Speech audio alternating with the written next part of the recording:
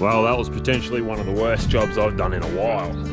All the way around the 3 sides that are getting buried. So this is the one that we use on the porous. Make sure you get it into all the cracks and fill up all your little holes and everything like that. Overlooking all the ladies. I'll put an extra piece of top plastic over the top of the waterproof membrane just to protect it a little bit extra.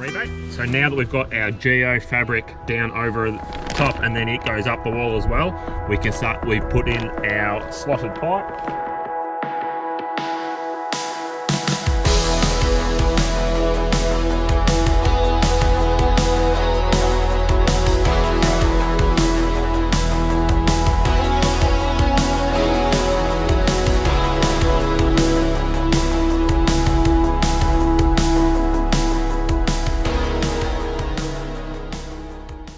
So we got to do 2 different primers. So a primer on the concrete itself, which is a porous primer. And then we're going to do a non-porous primer for the walls. But to be able to grab it properly and have a really good penetration and a really good stick quality, yes, it is raining, we need to sand it up.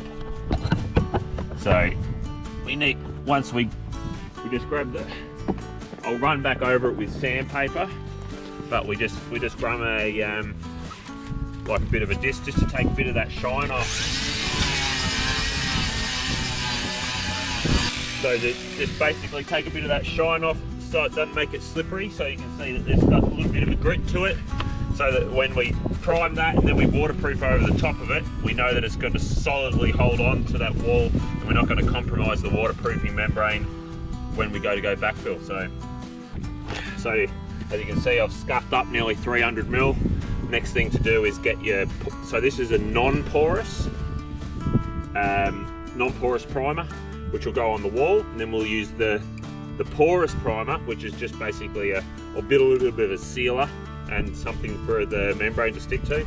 We'll just go around and we just do that before we do the membrane, but then it's got to go off before we get to that stage. So just go around, just a light coat over all the way around the 3 sides that are getting buried. Get it into those holes, and then this here is a butt joint that goes in the Dincel wall. So we actually need to do that all the way that it's buried.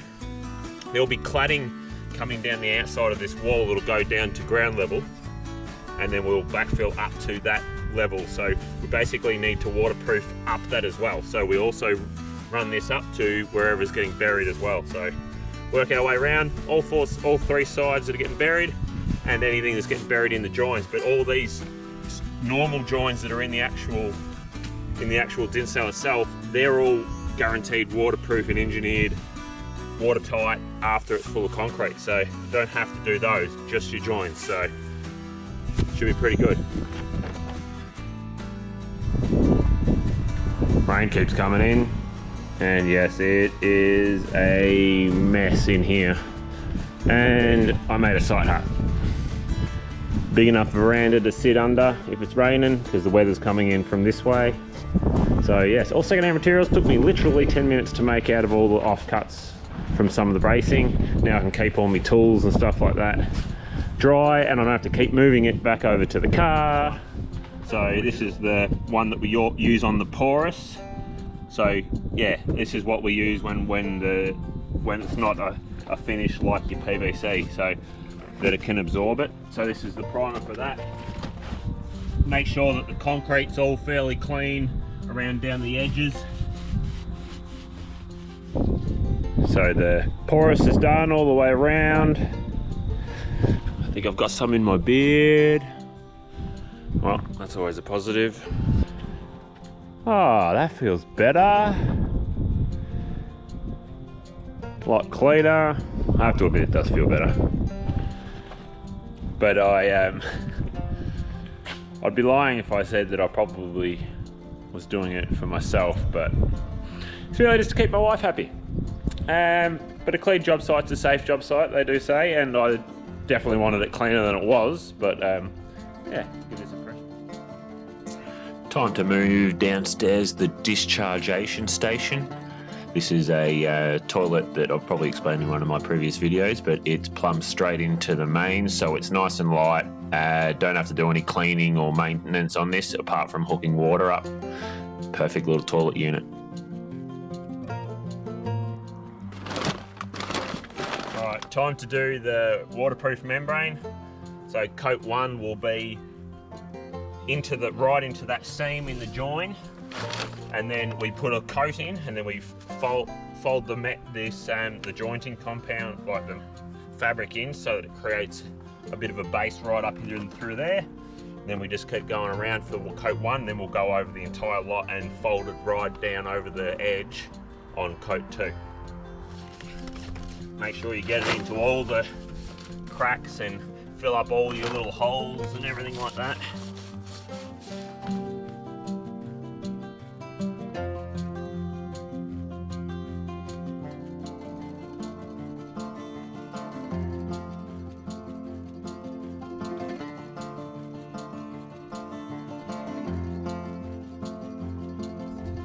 Next run, I'll actually paint all the way to the end.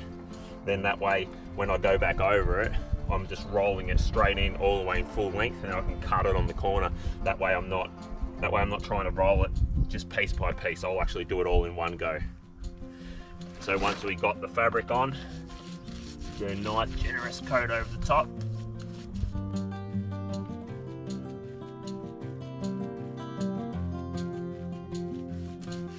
And as I've said before, you need to concentrate, make sure that where you've put the primer down, we need to make sure that is all 100% clean and dry when you put this application on, so that it gets a good adhesion through to that product, so that you're not going to have any compromise to the actual water seal.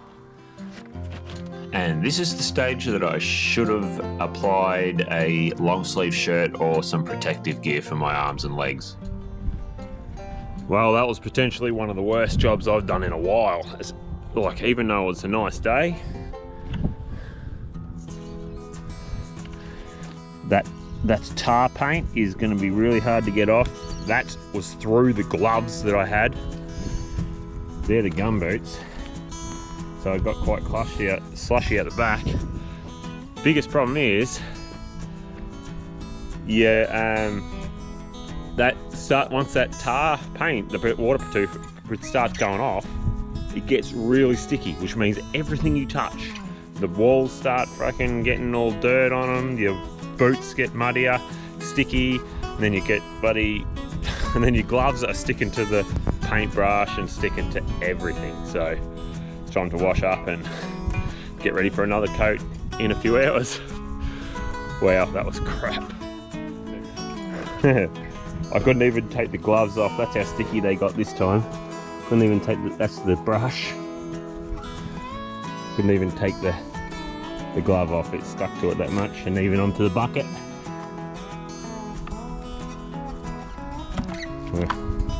That went really well. And got more crap on me. Oh, wow. What a pain in the butt. And yes, I do only have to waterproof up that joint because that's a butt joint. It doesn't have the engineered push and groove in it. So that joint I only needed to go waterproof just above ground level. The cladding will actually come down and probably a metre past where I've waterproofed there. So, and I've done that on all the buried sides. So the far side, the big buried side, which will have the slab over the top of it, and then this whole side here. So this side's probably the most crucial because this is the weather side of the house. So most of our weather from here comes from the southwest, but even if it does come onto the other side of the house, they're still waterproof the same. Whilst the side that'll get most of your water will hit it, run down into the ground, or try and run off. But this is the side that'll have most of the crucial drainage in it.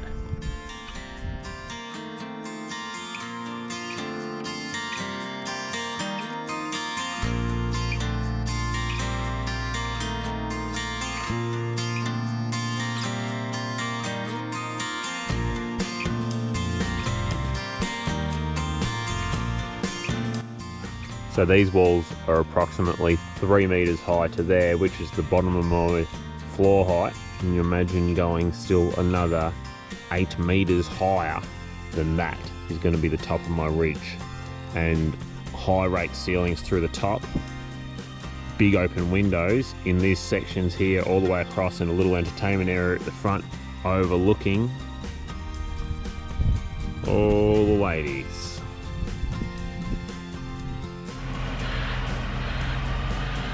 Alright, start getting the rock delivered today. Getting ready to backfill all this with all rock. Over 80 cubic meters of rock coming in.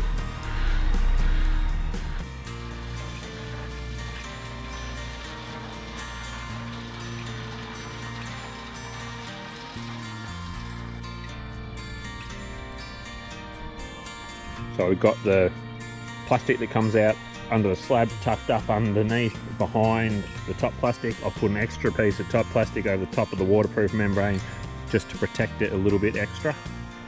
Then once we've done that, we'll come along, put geo mesh, which is or a protection fabric that'll separate the dirt from the rock. Then we can lie our aggie lines in and lay some rock in there, and then I'll also lay a storm water drain over the top of all that as well, in the middle of all that rock section, so it doesn't move. So that's all what's happening next.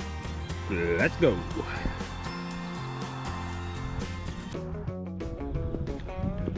So this is geofabric or geomesh.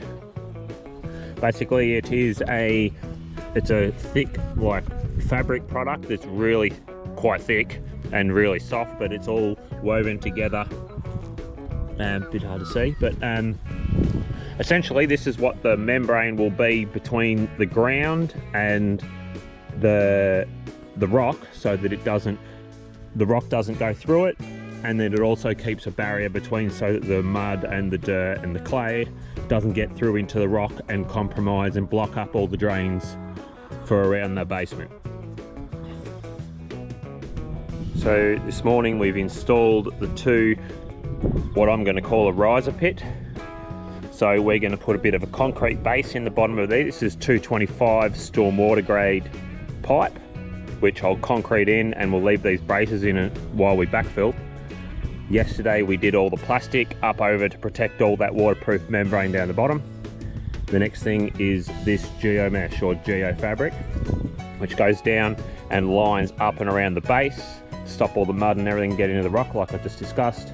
And we roll that out along the banks, tie it in, and then when we fill it full of rock, it folds back over the top of the rock so that it doesn't compromise all of my drainage systems is up against the wall.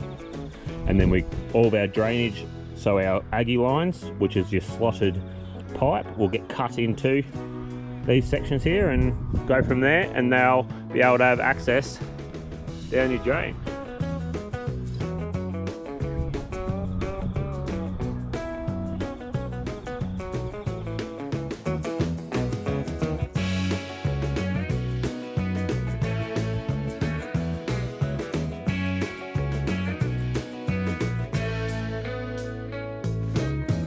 So you can see that I've done the plastic down the wall that goes over that waterproof membrane, and also lapped up and sealed with the plastic that comes up from underneath the slab as well. So that all tucks up underneath and over the top of that waterproof membrane that comes down over the top of that rebate. So now that we've got our geofabric down over the top and then it goes up the wall as well, we've put in our slotted pipe.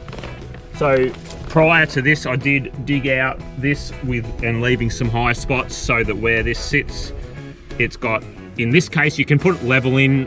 It doesn't really matter with aggie lines as long as it's weight. I'd like to put it below the rebate as much as possible.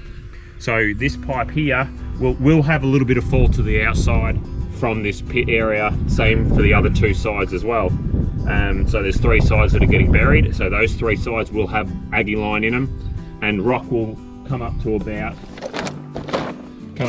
this height here, and then there'll be an extra little drain just below this window, because this window is not getting buried, of course. This will get and then there'll be a step up here, and there's also going to be another retaining wall out here as well. So this will sit out because that bedroom's a habitable space, so we needed a window on here, so we couldn't bury this entire side.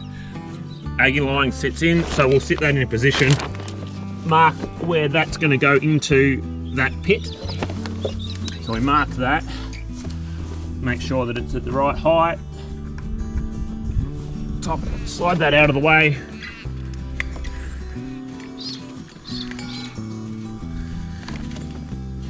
So not just over it, so a 90mm pipe, what size do I normally use? 92mm. 92mm will allow for that stormwater pipe to fit straight in and be fairly snug into there. It doesn't have to be waterproof or anything like that, as it is going to be in an Aggie line situation anyway. The bottom of the pit is sealed with concrete only just to stop the mud creating in a spot, so that if we ever need to drop anything in there and pressure wash down there, we're not pressure washing the bottom of the pit out. It's going to flush out the bottom of the pit and then send it down the Aggie lines down into the storm water drain.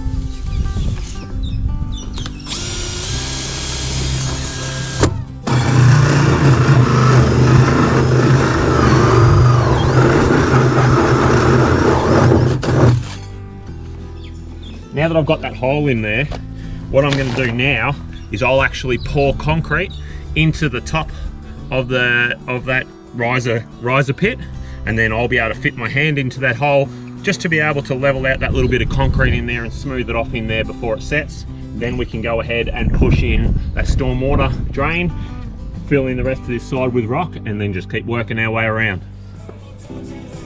So yeah, today I'll just get the pipe covered, because then when I've got the small little excavator here in the next few days, I'll be able to use the excavator to fill the wheelbarrow up, and then I'll just wheel it down and fold it in. So just for now, we'll just get the plastic protected, and that way all the mesh is not going to go anywhere.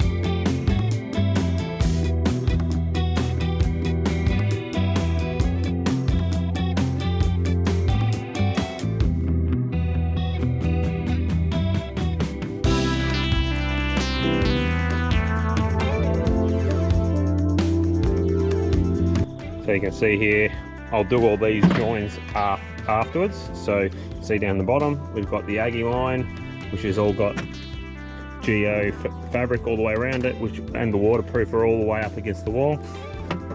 Then we got our main 100mm storm water pipe over the top of that, which we'll also bury. This is going to be my riser for one down pipe here, and then the other one's going to be another down pipe that also collect the entire top story and all the top floor, all the first floor, all the way to the front. That'll keep collecting, and this will be the same on the other side.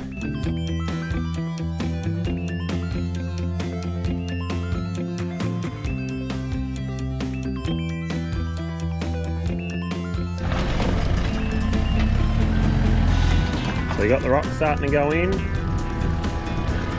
Got a mate of mine who I did a bit of work for with the tractor. One of the local farmers coming to help me put all the rock in, which is awesome. And just side loading it. Happy days.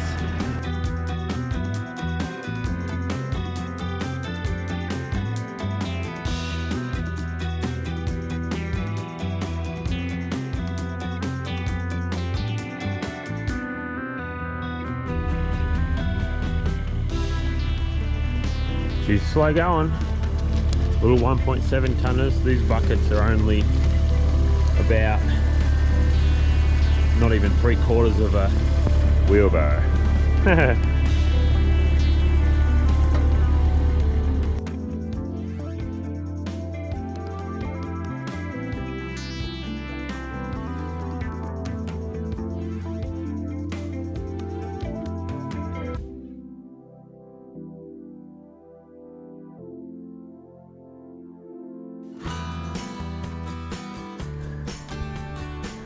So we've peeled back the other layer of the geofabric, and now we'll just put another layer of geofabric over the top of the rock here, and then we'll backfill with whatever scrapings we got back along here, and then we can put a line up where we're going to build dirt, and then the slab will come up from there with packing sand over the top of it all.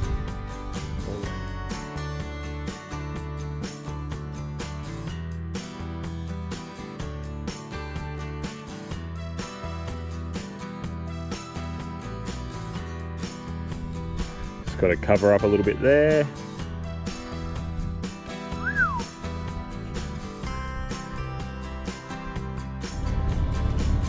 Dug the electrical trench in today.